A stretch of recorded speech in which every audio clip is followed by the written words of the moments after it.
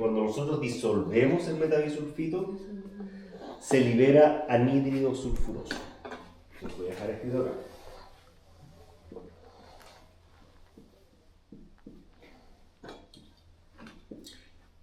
Anhídrido sulfuroso. La fórmula química es ella. Y el anhídrido sulfuroso es un producto sumamente utilizado en la enología, muy utilizado, porque cumple varias funciones, siendo la más importante, sin lugar a dudas, su función antiséptica. Que el anhídrido sulfuroso sea antiséptico, ¿qué significa? ¿Que mata bacterias? Que mata bacterias, dice su compañero, ¿le creen? ¿Están de acuerdo? Sí. Va por ahí, perfecto. En realidad no necesariamente las mata, pero sí al menos las inhibe. ¿Ya? Inhibe microorganismos. No solo bacterias, también levaduras. ¿Vale? Pero sí, efectivamente, tiene que ver con eso. Esa es la principal función, es la más importante, en mi opinión, dentro de las opciones y los motivos por los cuales nosotros usamos el anhídrido sulfuroso. Luego, la función antioxidante, una función que básicamente inhibe la oxidación por contacto con el aire, ya por el oxígeno que está en el aire. Entonces el anhídrido sulfuroso se une a algunos compuestos oxidables y evita que se oxiden. Eso evita que cambie de color. Por ejemplo, ¿ya? ¿Qué otro sería? Cosas menos perceptibles con la vista, como por ejemplo la oxidación de los taninos. Pero, ¿y al gusto sí? Afecta, claro, cuando se oxida un tanino empieza a perder la astringencia del vino, Ya. o el mosto. Por lo tanto queremos prevenir eso. No solo el cambio de color, que es un temazo. ¿Son sulfitos? Ya, ¿han notado que en las botellas de cerveza también, en las botellas de vino y cerveza potencialmente contiene sulfitos? ¿No? No me he fijado. Fíjense, la próxima vez que vean una botella o caja de vino, todas dicen contiene sulfitos. Los sulfitos hacen referencia al anhídrido sulfuroso. ¿Por qué pondremos entonces en una botella, en una caja, en lo que sea, una advertencia que dice contiene sulfitos? ¿Por qué? ¿Por qué creen ustedes? Porque en concentraciones muy altas puede llegar a ser perjudicial. Bien, es un alérgeno, de hecho, que tal como su compañero muy bien dijo, en ciertas concentraciones genera problemas, es tóxico. Pero en concentraciones bajas también podría generar problemas para las personas que son alérgicas a los sulfitos. Ya, personas que se enronchan, por ejemplo, cuando están cerca o cuando consumen algún producto con sulfitos. Dicho sea de paso, no solamente el vino y la cerveza los contienen, sino que también se usan, por ejemplo, para conservar frutos secos. ¿Vale? Cuando se hacen pasas, se aplica anhídrido sulfuroso. Cuando hacemos damascos deshidratados, misma historia. Ya, no vayamos tan lejos. Cuando pensamos en la exportación de arándanos o pensamos en la exportación de uva, también usamos anhídrido sulfuroso. Por si no lo sabían. Bien, el anhídrido sulfuroso entonces tiene la función principal de ser antiséptico, inhibe microorganismos, antioxidante, inhibe la oxidación por contacto con el aire, que trae, como bien mencionábamos recién, cambios de color, cambios en el sabor también, o lo que entenderemos como sabor, y cambios en los aromas, también es un temazo, ¿vale? Y queda el último término, que es más raro que gallina con cejas, antioxidásico. ¿Habían escuchado alguna vez ese término? ¿No? Raro.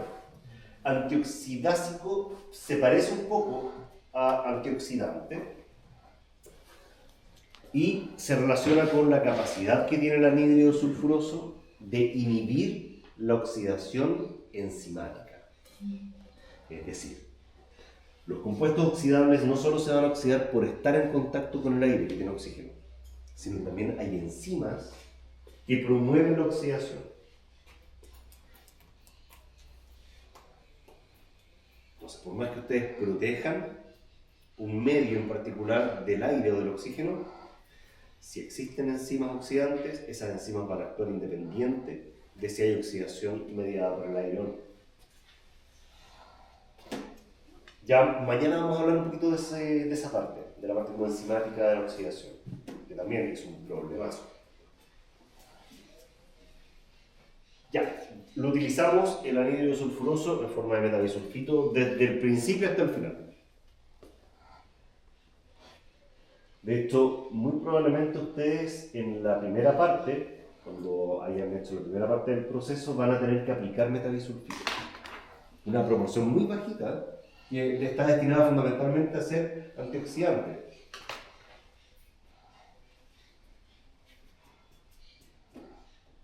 Pero lo van a usar desde el principio. El tema es que acá hay que ser muy cuidadosos con las dosis. Porque ya dijimos que la principal función era ser antiséptico, por lo tanto, si yo aplico en exceso, ¿qué va a ocurrir? O más bien, ¿qué no va a ocurrir? No, es un proceso biológico. No da fermentación. Partamos por ahí. Es decir, si es un antiséptico y afecta a microorganismos, Mata la levadura.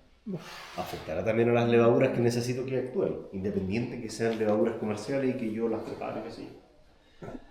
Por tanto, mucho ojo con eso. Se lo comento porque ha pasado en años anteriores. Ya que algún grupo hace mal el cálculo y dice, pero profe, si era correr la coma a un espacio, no, pues sí, pero eso significó pegarle 10 veces más con sulfuroso al pico. Pero eso significa que, pero aunque sea un poco, aunque me pase un poco, o me tengo que pasar mucho, como cantidad. ¿Hay O aunque sea márgenes? un poco, pues. Mira, nos estamos metiendo en la pata a los caballos cuando empezamos a hablar de estas cosas, porque son cosas que no hemos hablado aún, pero del orden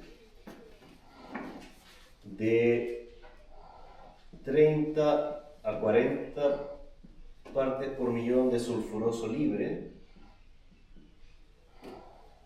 son los que me permiten proteger un vino terminado. Un 50 ya sería demasiado. Es harto, exactamente. De hecho, si yo aplico esto a un mosto, a un jugo, muy probablemente no va a fermentar durante un buen rato. Es harto, esto es mucho. ¿Vale? Pero, claro, necesito. La dinámica del sulfuroso en el mosto o en el vino es re complicada. Entonces, sean cuidadosos con las dosis. Las dosis en general son mucho inferiores a esto. ¿Vale? Al momento de nosotros pensar en algo prefermentativo. Porque precisamente necesitamos que la cuestión fermente. Es tóxico esto para los microorganismos también. Acá hay un par de términos que se mencionan: recepción hasta incubado. Recepción es cuando llega la fruta a la bodega. Esa es la primera parte. El incubado es cuando agarramos la fruta desparillada y molida, es decir, ese mosto con las partes sólidas, y lo metemos en una cuba o estanque. Eso significa. Igual lo vamos a ver más adelante. FA es fermentación alcohólica. Y FML es fermentación maloláctica. Otro proceso. Ya lo veremos.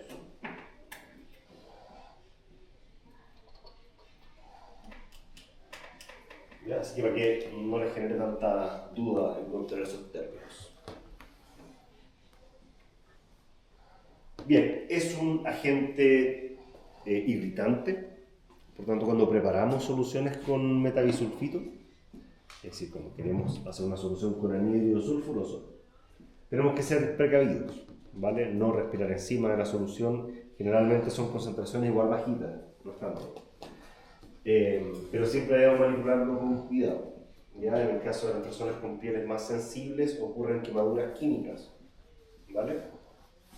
Que en general no pasan nunca mayores, porque, reitero, las cantidades que usamos son bajas, pero podrían generar algo de descamación probablemente en la yema de los dedos. Eso se los comento bien porque si sabemos que somos sensibles, tomemos las precauciones y usemos guantes. Porque es la recomendación en general, ¿vale? Independiente seamos sensibles o no, la recomendación de uso siempre es ojalá manipularlo con al menos guantes. Bien, siguiente insumo que también van a usar ácido tartárico. Este también lo tenemos hoy en día. El ácido tartárico, recordarán de capítulos anteriores, es el ácido más importante en la uva madura. Este ácido tartárico se obtiene o se extrae más bien de la uva. ¿Vale? Por lo tanto, es un ácido que le es propio a la uva y por lo tanto podemos nosotros incrementar la acidez de ese mosto o de ese vino aplicando un ácido que le es propio. Esa es la lógica. Por lo tanto, ¿qué les quiero decir con esto? Que el ácido tartárico con el que vamos a trabajar es un ácido que no es de síntesis, no se sintetiza en el laboratorio, sino que en realidad lo extraemos de fuentes naturales.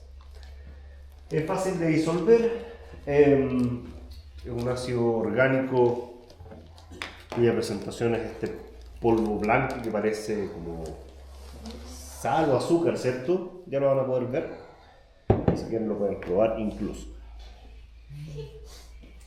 La gracia es que al aplicarlo en ciertas cantidades mejoramos la acidez, es decir, aumentamos la acidez del mosto y con eso mejoramos el efecto del metanisulfito, mejoramos la coloración de los antocianos, mejoramos la palatabilidad del mosto, luego el vino. La palatabilidad es qué tan rico es, digámoslo así, en palabras muy simples. Porque eso es el tema de dulzor. No, el vino debe ser, o el mosto, luego vino, debe dentro de sus características poseer acidez. La acidez alarga la presencia de la sensación del vino que estamos tomando en la boca.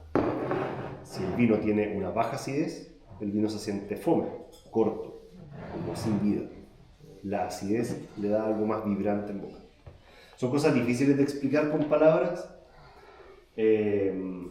pero cuando probemos el mosto, bueno, más tarde los vinos, quizás te haga más sentido. Ya, la acidez es algo que realza en el fondo la percepción del Que vino. no se pasó el alcohol. Exactamente, que no sea solo amargo y astringente el vino tinto, sino que debe tener acidez. O si no sientes como vacío. No hay aromas frutales, nada. Se siente, claro, desordenado. Sí, como muy tinto. Generalmente, acá se menciona en el último puntito, cuando se aplica en la parte prefermentativa o postfermentativa. Durante la fermentación, ojalá que no. ¿Qué pasa si yo le agrego ácidos a un medio? ¿Qué pasa con el pH, por ejemplo?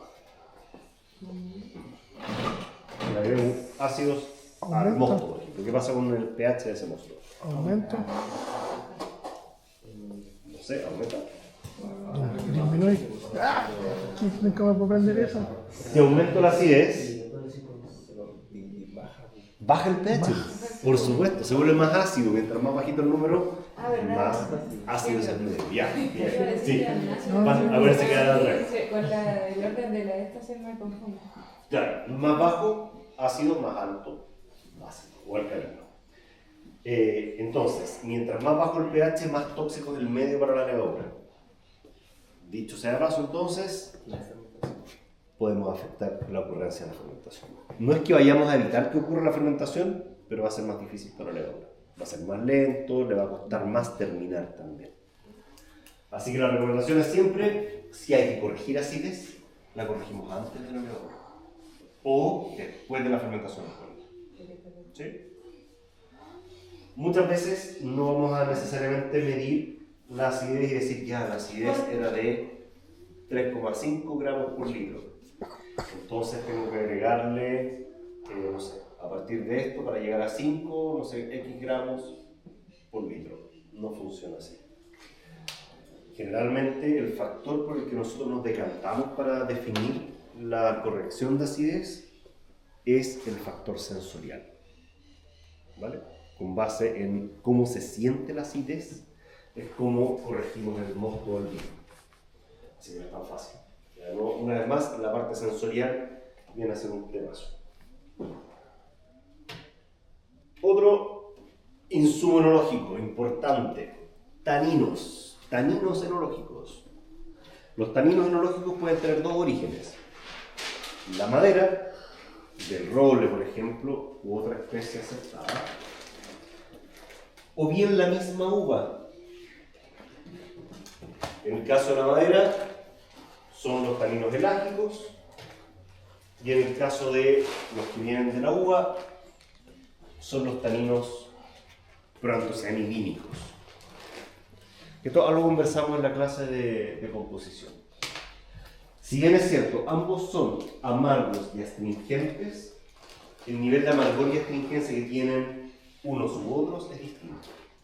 Los que vienen de la madera son más amargos y más astringentes que los que vienen de la misma uva. ¿Vale? En el mercado nosotros podríamos encontrar proantocianidínicos separados, o gálicos, o elágicos separados, o bien la combinación de ambos. ¿Ya? Vienen a veces coformulados. Generalmente la apariencia que tiene es esto, este polvito de color café, ¿vale? Que son básicamente taninos, ya como les decía, de distintos orígenes. ¿Para qué creen ustedes que se usan? Porque yo querría agregarle más taninos a un mosto o un vino. ¿Para el color? ¿Por qué? Porque los taninos no aportan color. ¿No? El color lo aportan los antocianos. ¿O no, Fred? Son mayor amargor y astringencia. Ya, ok. ¿Qué pasa si la uva con la que estoy trabajando tiene poquitos taninos? Va a ser poco amarga, poco astringente, poco cuerpo, ya poco volumen va a tener el vino. Ya, podría hacerlo más robusto. Sí, de acuerdo. ¿Y qué otra ventaja podría tener? Le agrega un sabor amaderado. En general no. En general el sabor amaderado viene de la madera misma. Si queremos eso tenemos que meterle madera a la cuestión. ¿Se acuerdan?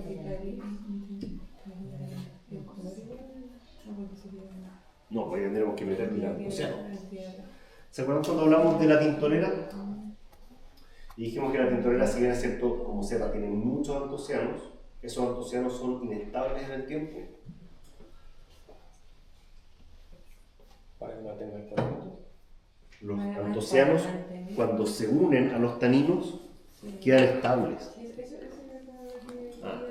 Excelente. Vamos haciendo ahí la sinapsis, porque también son conceptos más complicados. Pero no sé si entienden. Antocianos libres son antocianos que se pierden. Antocianos unidos a taninos son antocianos que duran. Y perduran en el tiempo, perduran en el vino. Por lo tanto... Pero, disculpa, Sí. y si vienen, cuando vienen compuestos, por ejemplo, porque no era o era lo que venían como a veces como con los dos. Estos productos, pues, a veces traen de los dos. Traen taninos de uva y taninos de madera. Mezclados, como producto formulado. Los puedo comprar separados, juntos, depende del tipo de producto que esté buscando. Pero habitualmente para estabilizar color se usan los productos cianhídricos. Y esos son los Que vienen de la uva. Pero son mucho más caros. Entonces, por lo general usamos mezcla de. ¿Cachai? Esto solo para recordarles que la riqueza tánica de la semilla y de la piel son distintas. En la semilla solo tenemos dos tipos de taninos, en las pieles todo nunca tenemos 4. ¿Vale? Ahora, importante considerar lo siguiente. No solo porque quizás la uva tiene poquito tanino, podría estar usando yo el tanino enológico, pensando en la idea de fortalecer el color o quizás en la astringencia. A veces, por algunos motivos, la uva empieza a perder taninos. Por varios motivos. Desde la sobremadurez hasta el ataque de la botrytis. Todo eso nos lleva a la pérdida de taninos y, por lo tanto, a la necesidad potencial de tener que suplementar. Por eso es muy probable que nosotros tengamos que utilizar taninos, ¿ya? Para poder afirmar mejor el color, porque los taninos que va a traer la fruta van a tener algún proceso ya previo de oxidación. Eso no sería bueno. Más aún, si ha llovido, probablemente haya algo de botrytis y la botrytis no nos ayuda con preservar los taninos precisamente. ¿Profe? Sí. ¿Hay alguna manera de diferenciar un vino puro, por así decirlo, a uno que haya sido suplementado? ¿No? Qué escueta mi respuesta. En realidad no tienes cómo saberlo. Por el sabor. No, porque en realidad yo podría haberle puesto chips de madera o haber usado barrica y ya tendría taninos que son distintos a los de la uva, que podría haber sido la pista para poder definir que sí, que puedo diferenciarlo, pero no existe como una huella que deje el uso del tanino enológico. Ah, verdad. Que reitero, es un tanino que viene o de la uva o de madera que usamos en el vino, por tanto igual le es propio al vino. ¿Y se buscan taninos fuera de la uva por razones específicas o en realidad es como quizás algo más de sabor? ¿Qué hora? No sé, o sea, no sé, no solamente por el sabor o quizás tiene como un porqué en el espesor o no sé. Claro, si bien es cierto, tiene que ver con la amargor y astringencia. En el caso de unos taninos son más amargos y astringentes que otros. Tiene mucho que ver con la sobrevida del vino. Mientras más taninos y antocianos tiene, duran mejor. Es como Y los más- griegos de que tenían que estar juntos para poder durar, y los antocianos, ¿sí? Los taninos también se van juntando entre sí. Pero entonces la composición de estos que no son de la misma uva lo hacen diferente y hacen que dure más que si lo hiciera con los de la misma uva. No tan bien como si fueran de la misma uva. Ah, ya. Sí. El tanino gálico polimeriza distinto a cómo polimeriza el tanino condensado. Esos naturalmente se unen de una manera muy estable. ¿Así? Estos no tanto. Ah.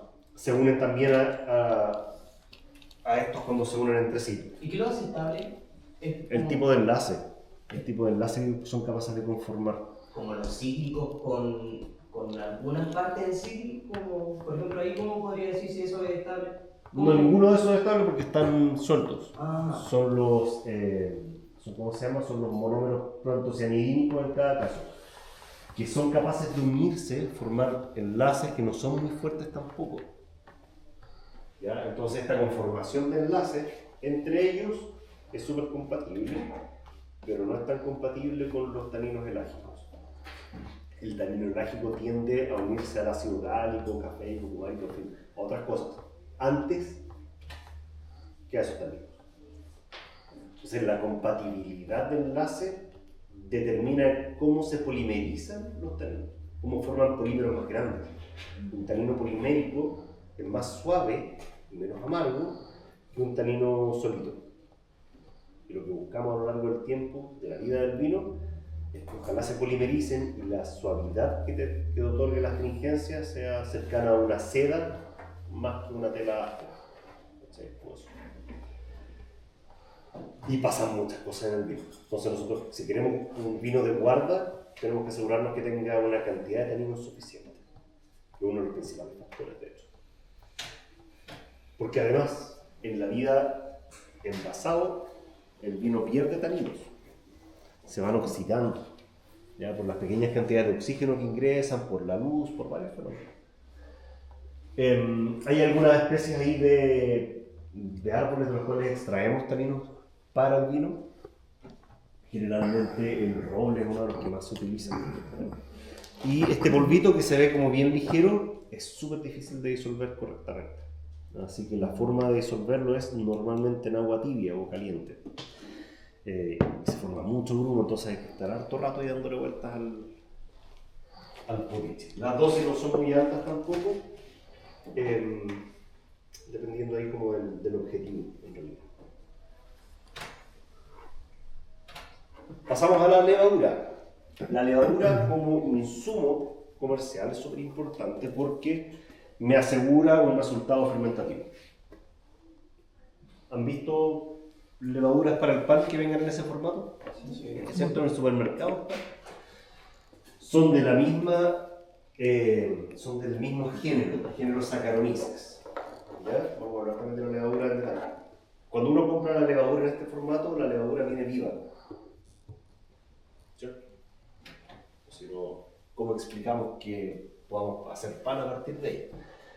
Viene como en ese micro pellet, que es como una especie de polvo grueso en el que vienen fijados los microorganismos y están súper secos.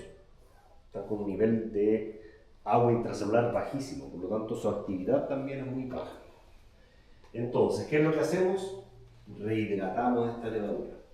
Los que han hecho pan saben que tienen que espolvorear la levadura en agua tibia generalmente, se prepara previamente, se puede incorporar incluso directo en la masa, según sea la receta.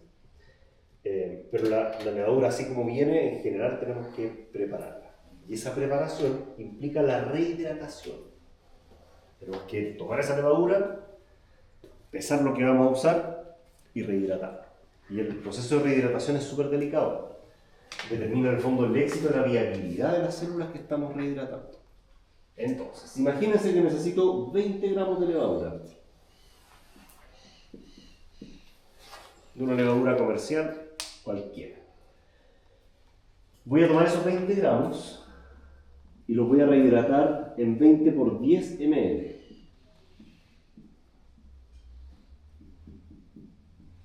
Es decir, en 200 ml de agua. O mosto, podría ser. ¿A qué temperatura? 37. Entre 30 y 37, máximo 40 grados. 37 grados Celsius es una buena temperatura.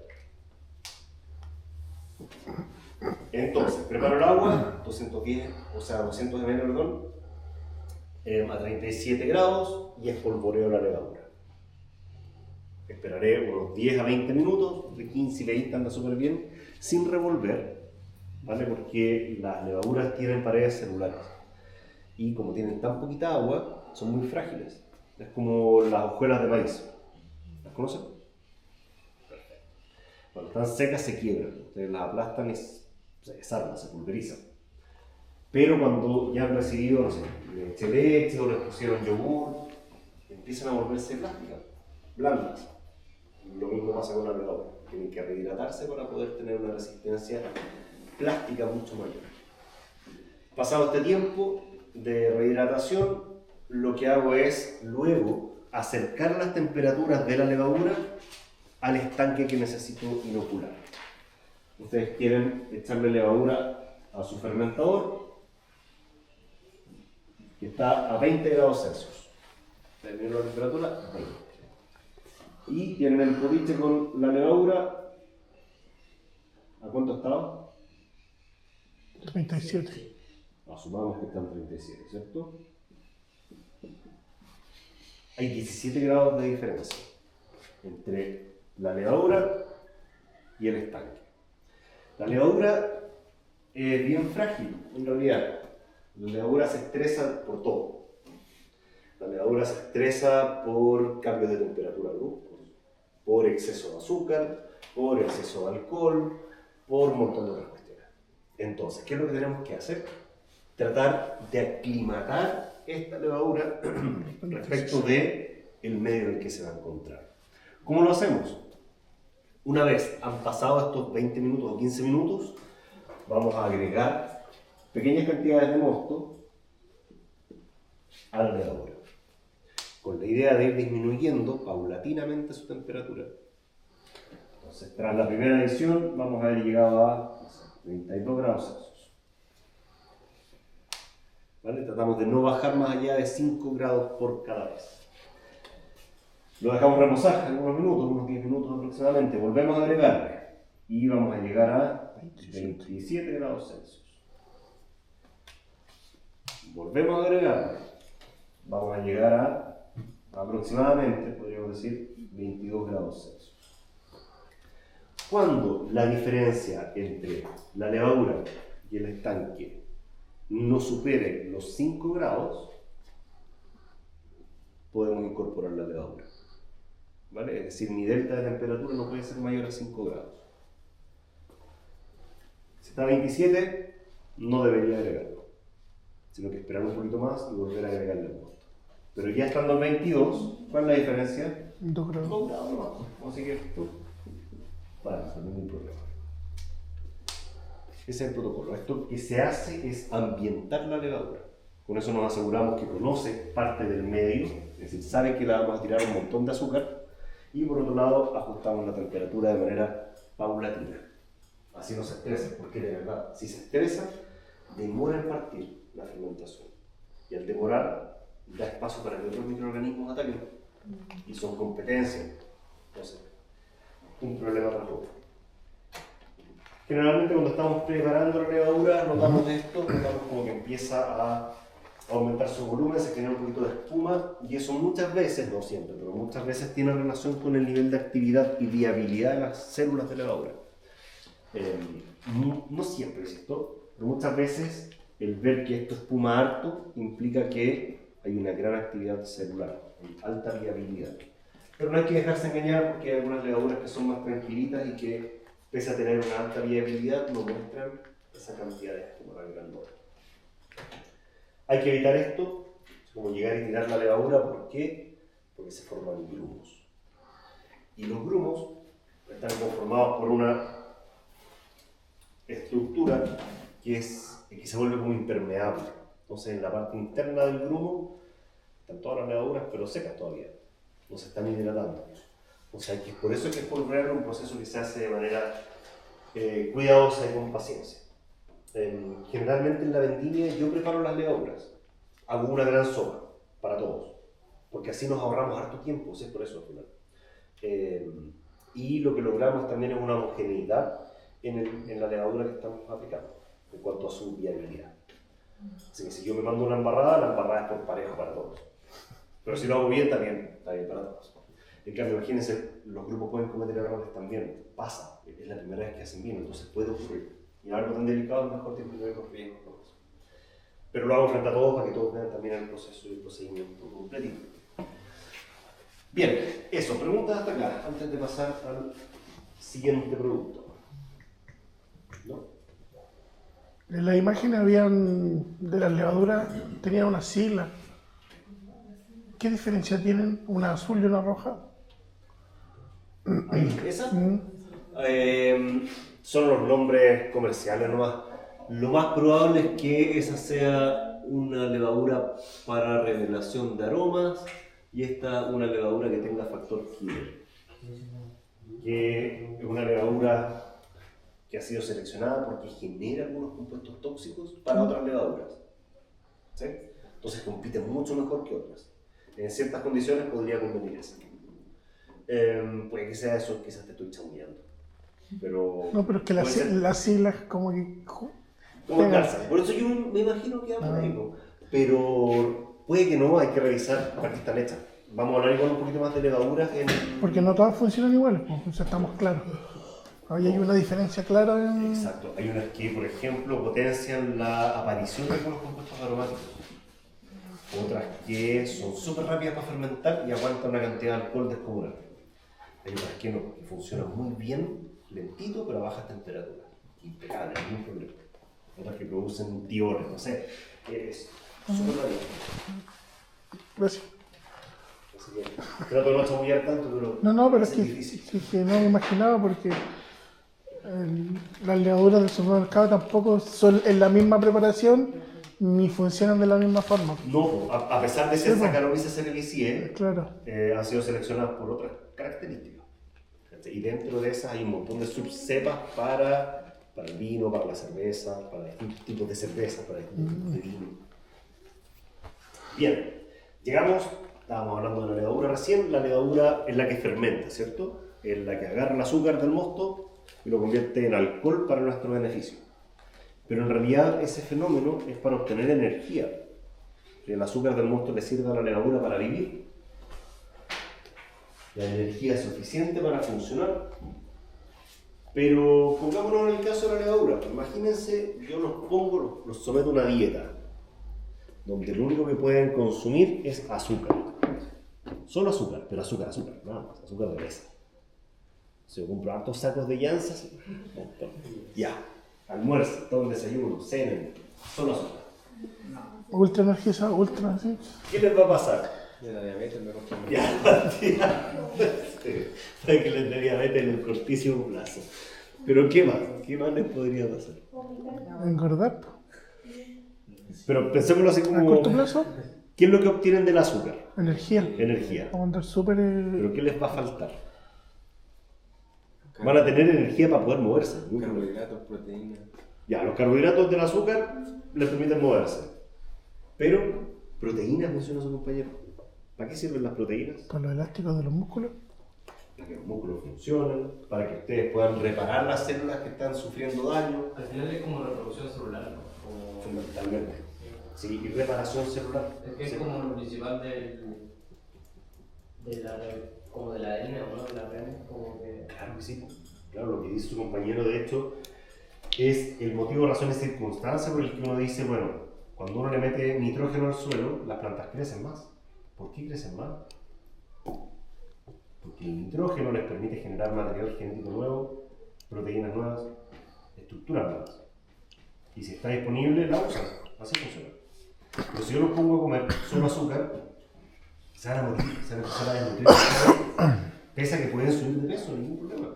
¿Sí? Hasta cierto punto podría ser. Pero después empiezan a consumirse a sí mismos. Empiezan a sacar reservas. Y la levadura hace lo mismo si no tiene nitrógeno. Ya no se empieza a reproducir tanto y dice, chuta, tengo un poquito de nitrógeno, no puedo hacer más células nuevas, no puedo reproducirme, no puedo clonarme. Tampoco me puedo reparar esto. Entonces voy a empezar a cerrar estas proteínas, las voy a empezar a consumir para poder, no sé, reparar mi ADN, que es más grave, por el fondo. Así que debemos asegurar que la levadura tenga nitrógeno que pueda consumir. Y ahí volvemos a otro problemilla. La levadura es bastante rudimentaria en algunas cosas, es muy primitiva. Entonces no puede comer proteínas, no las puede consumir. No puede tomar una proteína del medio externo, ingresarla al citoplasma y destruirla. No puede hacer eso. Tienen que ir a una fuente más simple, mucho más simple. Algunos aminoácidos pueden consumir y fuentes amoniacales de nitrógeno. Y ahí es donde entra este producto, que es el fosfato diamónico, también llamado DAP. Este sí lo van a usar también. Bueno, varios lo van a tener también.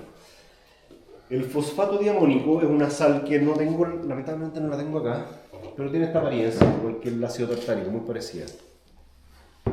Cuando la disolvemos en agua libera amonio y el amonio la levadura es capaz de consumirlo rápidamente.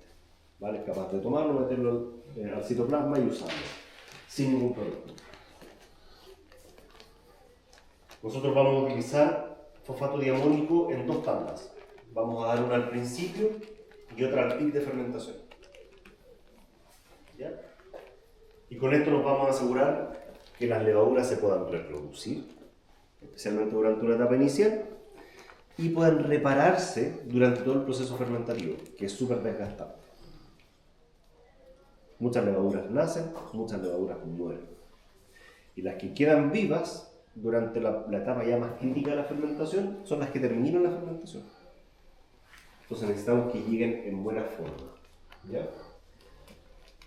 Las dosis son bajitas, están normadas también de acuerdo al decreto 78. En general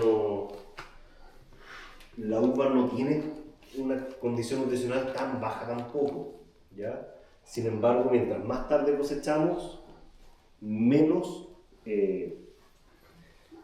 nutritivo es el mosto. Por tanto, más suplemento tenemos que dar.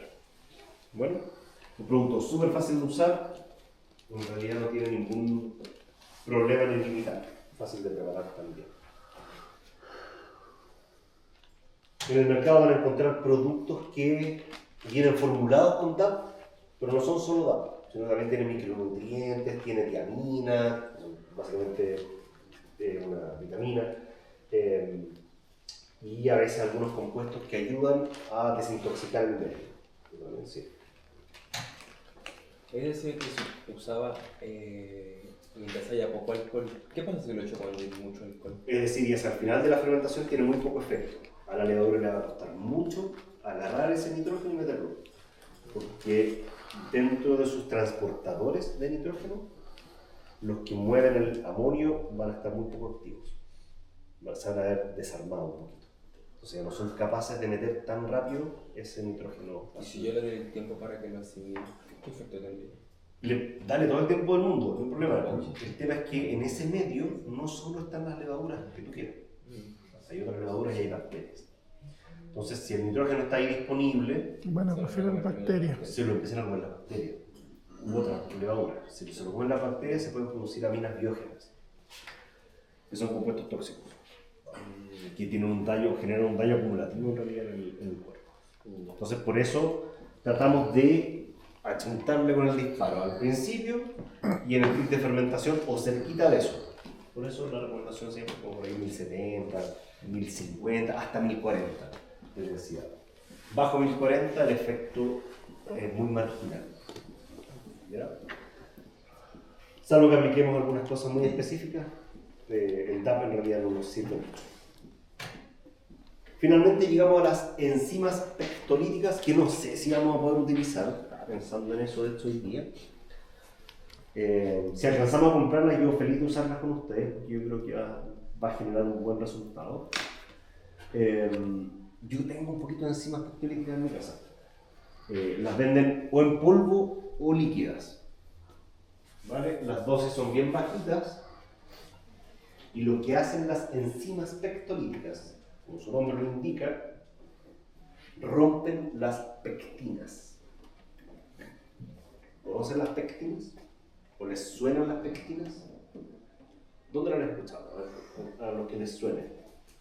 ¿O relacionado con qué? ¿Tienes ahí una idea y declaramos desde eso? ¿Alguna idea por ahí? Ya lo que dije. ¿Solo les suena? ¿Pero no saben a qué asociarlo? Ya, tranquilo. Las paredes celulares de las células vegetales están hechas de celulosa, hemicelulosa, lignina, ¿cierto? Y pectinas también. Cuando uno la aplasta, ¿sale eso? No, son como partes, imagínate esto como una muralla. La muralla tiene ladrillo y tiene mezcla, ¿cierto? Bueno, parte de la mezcla son las pectinas. Está difícil hacer eso, pero segundo, como buscarlo en imagen de referencia.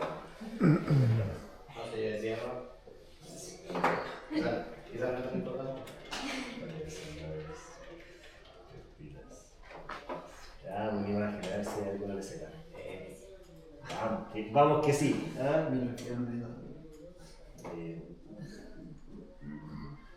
Sí, yo creo ahí. No, ahí está mejor. Ya.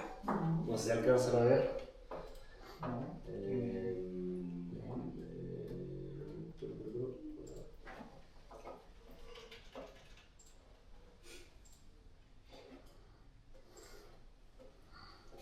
Así la puedo ver.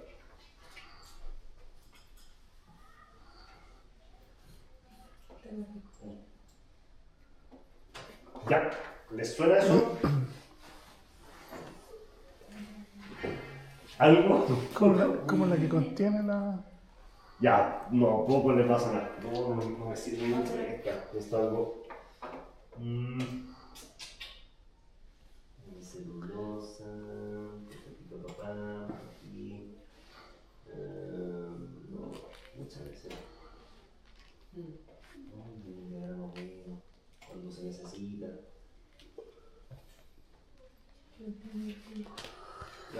No, bueno, ya buscaré algo mejor. Vale, bien. Lo prometo. Vamos a llegar. Pero bueno, las pectinas forman parte de este entramado de celulosa, hemicelulosa y lignina, que son las paredes celulares. Que ustedes saben, la célula vegetal, si la dibujamos en un rectángulo, ese rectángulo externo es la pared celular. Y dentro hay una membrana, ¿cierto? Con su bicapa de fosfolípidos, etc. Ahí está la vacuola, hay organelos, un montón de cloroplastos. Por ahí está el núcleo, con su nucleolo, ribosomas adosados, mitocondrias por aquí, mitocondrias por allá. Así es una célula vegetal, ¿cierto? ¿Ya les suena eso? Eso sí que les tiene que sonar. Ya, pues resulta que la estabilidad mecánica de las células vegetales por la parte externa está dada por la pared celular, ya que es rígida. Y esta rigidez se debe fundamentalmente a la existencia de las pectinas, que coliga de alguna manera los demás constituyentes de la pared celular. Entonces, si yo aplico una enzima que lo que hace es eliminar parte de esas pectinas, la célula sigue ahí, pero si yo le meto fuerza en ese sentido, la voy a poder romper mucho más fácil. Y si la rompo, se libera lo que está acá, que son agua, compuestos aromáticos, ácidos, color, eventualmente en el caso de las variedades tintas, ¿cierto? Ahí están los antocianos metidos. Entonces, las enzimas pectolíticas se utilizan para reblandecer las paredes celulares, hacerlas más fáciles de romper. Si es más fácil de romper, es más fácil extraer lo que contiene, ¿cierto? Entonces, si quiero aumentar la extracción de color, enzimas pectolíticas. Si quiero aumentar la extracción de compuestos aromáticos, también me sirve. Quiero más taninos, también va a funcionar para mí, ¿cierto? Porque estoy disponibilizando estos compuestos a través de alguna manera, lesionar la resistencia mecánica de las células. Se usan en dosis bien bajitas, porque recuerden que una enzima no se agota en el fondo, sino que la enzima actúa, corta lo que tiene que cortar, va a lo siguiente, sigue hasta que se le acaba el sustrato. Así que si quiero mejorar color, si quiero mejorar aromas, o si quiero mejorar rendimiento de mosto, las enzimas pectolíticas ayudan mucho, aumentan la extractabilidad. Eso, insisto, no sé si lo alcancemos a usar. Vamos a ver, puede que sí, puede que no. Pero eventualmente sí se utilizan harto en la industria. Son insumos que se usan para los fines que les mencioné anteriormente. Ya, ¿alguna preguntilla hasta acá? De la parte con insumos. Ahora que hemos hablado de los insumos, cuando reciban el protocolo de vinificación, no les va a parecer tan extraño que hay una tablita donde se menciona cada uno de estos y la dosis y cantidad utilizada. ¿El fosfato se hace algo o no hace nada? O sea, el fósforo del fosfato. ¿El fósforo del fosfato? ¿Qué pasa con eso? ¿Sí ¿No afecta? No, o sea, ¿no se podría usar otro tipo de, no sé, urea o otro fertilizante o elemento? Urea podría utilizar, sí, la urea podría funcionar, sí, sin ningún problema. Para ese fin de alimentar con amonio. Sí, podría ser, sí. Sin embargo, no está permitido por lo que dice el decreto 78. Sí. Pero sí, potencialmente podría ser, pues, claro que sí. Sí. ¿Alguna otra dudilla que tengan por ahí? Es que yo creo que esto quizás más de antes, pero en una parte era como que había que echar uno de los productos como en el pic de fermentación o algo por la había dicho. Sí, en el fosfato de amonio. Sí, y por ejemplo, eso, ¿cómo sé como esos pics? Porque los mides ¿Cómo lo mido? con la densidad. Ah, Entonces el pic de fermentación más o menos va entre los 1075 a 1060, dependiendo de la densidad inicial que haya tenido el mosto. Pero Pero sí, como la grasa sí, anterior. Sí, exacto. Eso lo medimos con el decímetro. No, eso no. Bueno, eso, así sabemos. Entonces, si le apuntamos más o menos a esa vecindad, andamos re bien. Ahora, ha pasado muchas veces, muchas veces, que, por ejemplo, usted empieza la vinificación hoy día, un martes, y el pic de fermentación ocurre el día sábado, y no están acá el sábado para echarle. Ahí llegan a 1075, por ejemplo. El problema es que el siguiente martes, o lunes, cuando midan, van a encontrarse que la cuestión está en 1040. Muy por debajo de lo que deberíamos considerar como pic de fermentación. ¿Valdrá la pena aplicar? Poco probable. ya por lo que decíamos, les va a costar más tomar. Hasta 1040 podríamos pensar en que sí, de ahí para abajo nada. Ya, no pierdan el producto. Perdón. ¿Eso qué significa? Que no va a terminar de fermentar, que se les va a picar, que va a quedar malo. No significa eso. Solo significa que la levadura tuvo un poco menos de alimento, por lo tanto les va a costar más.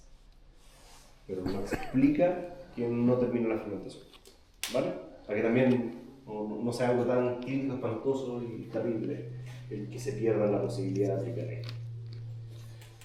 Especialmente porque va a haber algún grupo al que le toque fermentar con levadura nativa, sin aplicar levadura.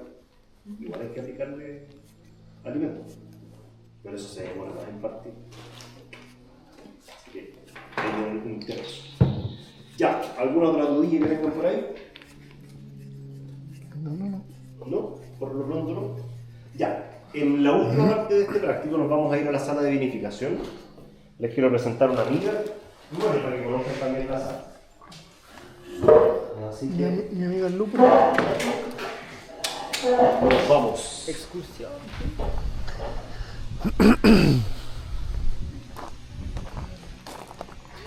Tenemos excursión. No, ya estaba ahí así como que calambrado. ¿Dónde nos vamos?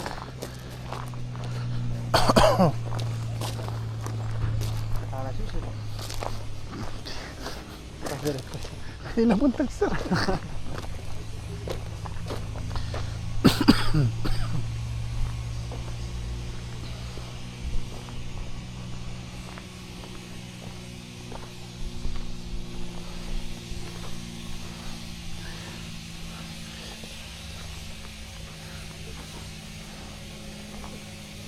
Si Hola. tomara, Hola. yo pasaría. Menos mal que no tomo vino.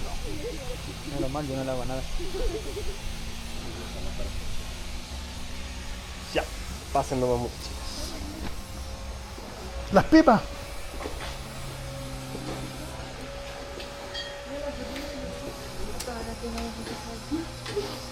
Ya, bienvenidos a lo que va a ser nuestro segundo laboratorio durante gran parte del semestre, donde vamos a hacer hartas cosas, donde vamos a estar metidos harto rato.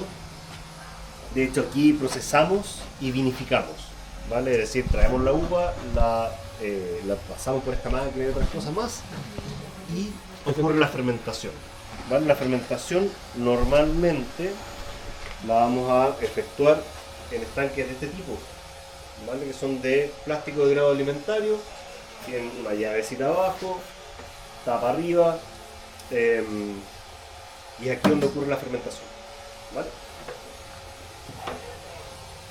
La idea de hoy es mostrarles a la actriz principal de esta película, al menos en la parte inicial. Un mosto. La mosto. Lo que tienen acá es la despalilladora. Esto se llama despalilladora. Y la gracia que tiene es que permite separar la valla del escobajo. Y que solo trabajemos con la valla, no con el raquis. El raquis tiene un sabor amargo y astringente, además de mucha piracina. ¿Cómo funciona esto? Esta máquina tiene en la parte superior una tolva. Una tolva que sirve para recibir la fruta. Yo traigo la caja con fruta, la vacío acá, ¿vale? En el interior de la tolva van a observar en la parte del centro abajo un tornillo sin fin. Este tornillo sin fin lo que hace es moverse con su propio eje y con ese movimiento empieza a empujar la masa de fruta que se está recibiendo. Entonces, la fruta que hay aquí es impulsada por el tornillo sin fin hacia acá. Esto se llama moledora, es un par de rodillos. ¿Y qué hará la moledora? La moledora lo que hace con el racimo es aplastarlo, como si lo tomaran ustedes en su mano e hicieran así. Eso es todo. Simplemente revienta la fruta, ¿vale? Entonces la fruta entra acá, se transporta, se revienta y cae hacia la parte inferior de la máquina, donde está este eje que tiene paletas, ¿cierto? Y hay un tambor, o bueno, semitambor agujereado. ¿Qué es esto? No, si está re cochino, sí, pues, pero bueno. Así que la próxima semana vamos a hacer todo el protocolo de higienización de estanques para que sus estanques queden listos, marcados y separados. Cosa que el día de la vendimia simplemente nos tengamos que preocupar de hacer la última etapa de higienización y usarlo. Así ahorramos mucho tiempo. En esa instancia les voy a enseñar también cómo se limpia esta máquina, cómo se limpian las bombas y mangueras, que también es un tema. Entonces, estas aspas, que están unidas al eje que va girando, presionan los racimos contra esta superficie agujereada. Pasan las vallas y el raquis continúa para allá. Entonces, entra por ahí y el raquis se mueve hacia allá, sale por aquí de hecho, mientras que la fruta cae a través de esto. ¿Y cae dónde? Hacia ese como embudo blanco que hay al otro lado. Ya que es lo que va recolectando el jugo y las partes sólidas que se van generando. Por lo tanto, ese estanque va a la salida del embudo, mientras que los residuos salen por acá. Ya, preguntas hasta aquí. ¿No?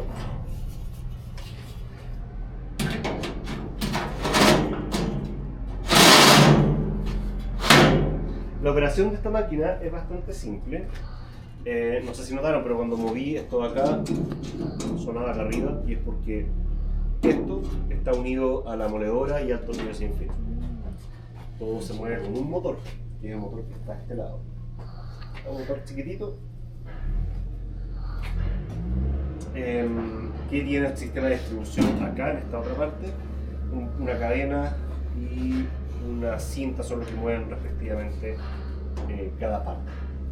Por lo tanto, comprenderán que la capacidad de regulación de velocidad no existe en esta máquina.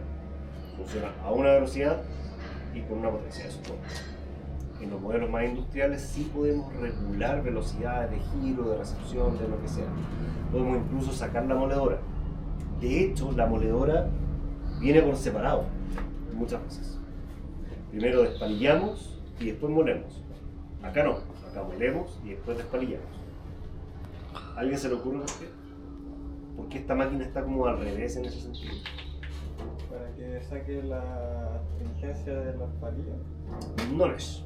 No, porque al final el palillo igual se va a separar. El tema es por qué molemos antes de despalillar. ¿Ya para eso absorberla? Lo que menos queremos es eso. De hecho, pasa muy poquito tiempo de contacto. O sea, en lo que atravesó ahí, pasó por ahí menos de un minuto. O ya, un minuto después del caso. Tiene que ver con la forma en la que se recupera la fruta una vez que es despalillada. Acá, la máquina, cuando despalilla, toda esa fruta y ese jugo caen a un embudo grandote, ¿cierto? Que va dirigiendo hacia una boca de salida, que es la que está al otro lado.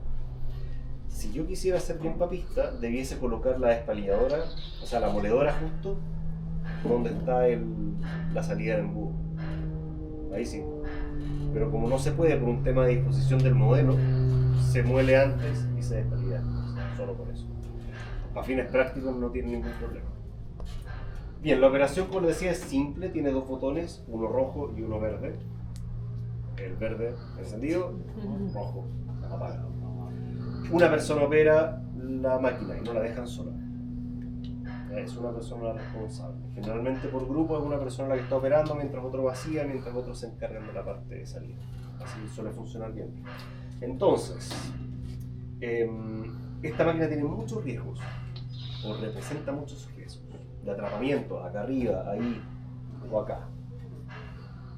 ¿Sí? Riesgo de golpe eléctrico muy poco probable, porque el enchufe está re lejos, primero que todo, y siempre está a altura, y en segundo lugar la caja está sellada.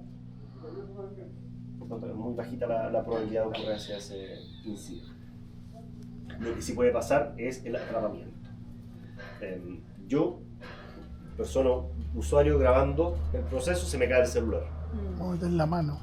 Rápidamente, el impulso es rescatar el celular exactamente, metiendo la mano. Adiós. Probablemente, ¿cierto? Creo que los dedos valen más que un celular. Pero es una cuestión a veces impulsiva, entonces traten de siempre refrenar eso.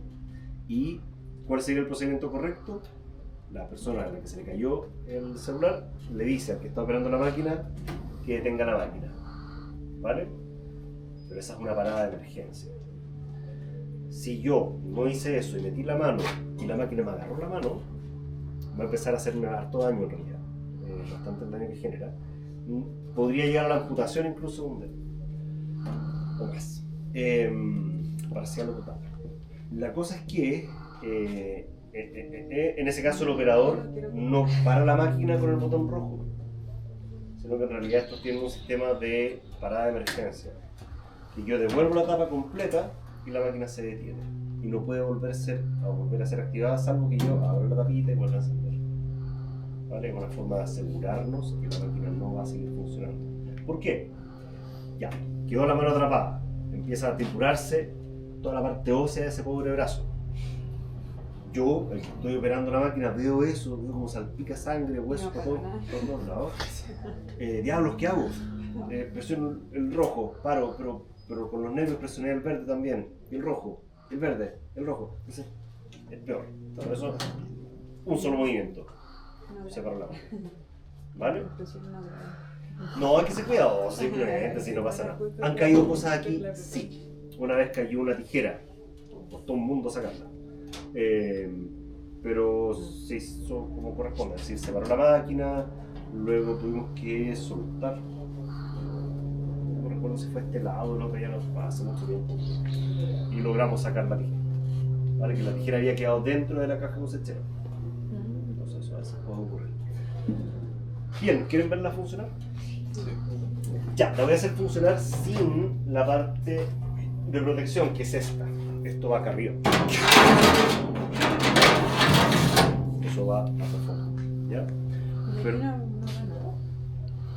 por aquí salen los escobajos, claro. caen al suelo, salvo que yo ponga una bolsa, que es lo que vamos a hacer. Porque tenemos que disponer esos residuos de alguna forma. ¿Ya? Pero lo voy a hacer funcionar sin esto, para que vean la velocidad a la que gira, el ruido que mete, etc. ¿Ya? Profe, tengo una duda. Sí. ¿Qué pasa con el producto que estuvo en contacto con el Un celular, por ejemplo. celular o la tijera en el caso que usted nos contó? Se bota, está contaminado. En rigor nada, porque la tijera no representa ningún riesgo en realidad. Si el celular se hubiese roto y tuviese vidrios, por ejemplo, los vidrios tampoco van a ser un problema más adelante porque no son solubles. Si se me cae otra cosa, se me quiebra un termómetro con mercurio, ya esa es otra historia. El mercurio es re tóxico. Claro, ahí yo tendría que agarrar todo eso, estanque incluido, y desecharlo. Porque eso está contaminado con algo que es muy tóxico. Pero las tijeras, nada. Las tijeras fueron las mismas con las que cortaste la uva. O sea, en estricto rigor no.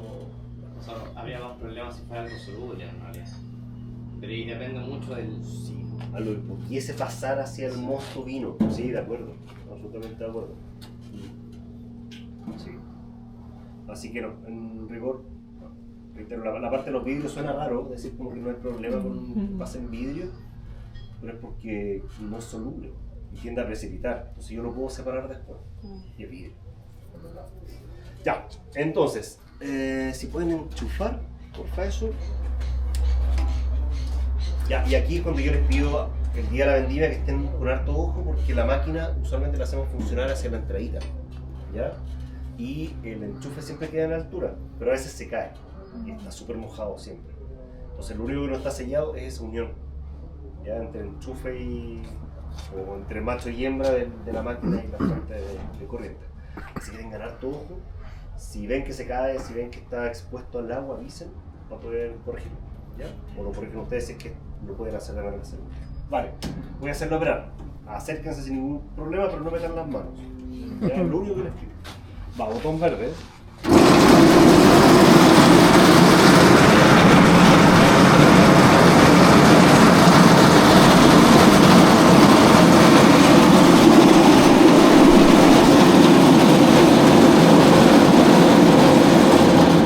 Botón rojo.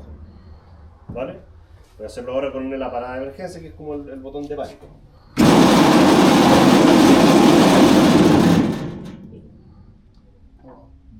Así de sencillo. Entonces yo no tengo cómo volver a apretar el botón verde sin abrir la tapita. ¿Ya? Entonces es una buena forma y segura también de mantener la máquina guardada. Sí, cosa que cuando yo la enchufe no empieza a funcionar. Imagínense, yo estoy trabajando acá y de repente enchufan la máquina sin nadie operándola, solo la enchufan, se activa y me atrapa las manos. Entonces también es como para prevenir un poquito la ocurrencia de ese tipo de accidentes. Bien, eso. Esto de acá es una prensa vertical, no vamos a entrar mucho en detalles todavía, la vamos a usar hacia el final del proceso de vinificación. Ahí conversaremos cómo funciona, cómo se usa. Es bien simple. Acá me falta una pieza, ¿sí? Me falta un permito, así que vamos a buscar algo que lo pueda suplir. Veremos cómo hacerlo. Bien, eso tenía para mostrarles acá. Más adelante, cuando terminen las vinificaciones, lo más probable es que vamos a vaciar esas dos barricas que están justo acá de ustedes. Son barricas de roble francés, tienen ya cuarto uso, este va a ser el quinto probablemente, así que la entrega es regularmente entendida como baja.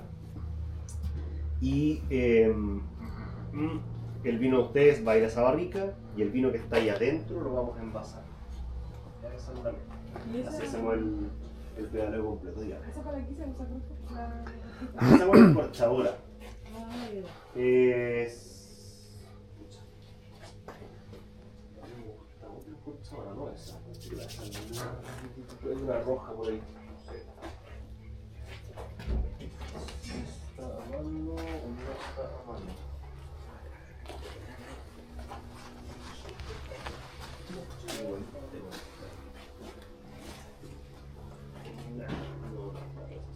Ya, no importa.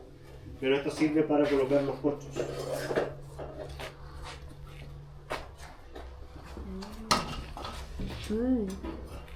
Entonces, coloco el corcho aquí. Esto tiene unas mordazas, que son esas piezas plásticas que se van cerrando, son las que deforman el corcho, y este émbolo es con el que yo empujo el corcho ante la otra. Eso es sencillo. Pero la otra es buena, esta está muy viejita. Está pidiendo. Está como doble igual. Sí. Sí. Yo preguntar si era así de tiesa o. No, la otra es mejor porque las mordazas son de metal. Al ser de metal permite que no haya tanto roce, que vaya deformando el material.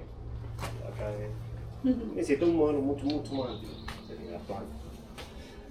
Bien, más adelante también vamos a utilizar ese filtro que está ahí, esa estructura con plaquitas blancas, es un filtro de placas, ¿vale? Y lo vamos a utilizar para filtrar el vino. ¿Qué más? Quizás, no sé si en esta sección toca, pero hay un grupo al que le va a tocar hacer un vino que es fortificado. Es un vino que antes de que termine de fermentar, todavía tiene azúcar, le agregamos alcohol para no parar la fermentación y que quede dulce. Ya te queda con una graduación alcohólica como de 17, 19 grados aproximadamente. Y para ello, durante el verano, yo destilé, bueno, yo no, en realidad me voy a llevar el mérito del proceso, era un ayudante destilando. Esos dos bidones tienen aguardiente. El aguardiente que debería estar rondando por ahí por los 70 grados aproximadamente. Eso es lo que vamos a usar. No sé si para esta sección va, pero si no, igual podríamos probar el de algún grupo o algo similar para que conozcan cómo queda el resultado. ¿Vale? Eso, tenía para hoy. No sé si tienen alguna preguntilla, duda, consulta, inquietud. ¿Cuántos litros de aguardiente? ¿A cuántos litros de aguardiente? Bueno, ese aguardiente lo hicimos con vinos viejos, vinos que no estaban muy buenos. Entonces en vez de envasarlos, se destilaron. Ya me quedan como 50 litros por destilar, así que aún hay tiempo. Vamos a destilar.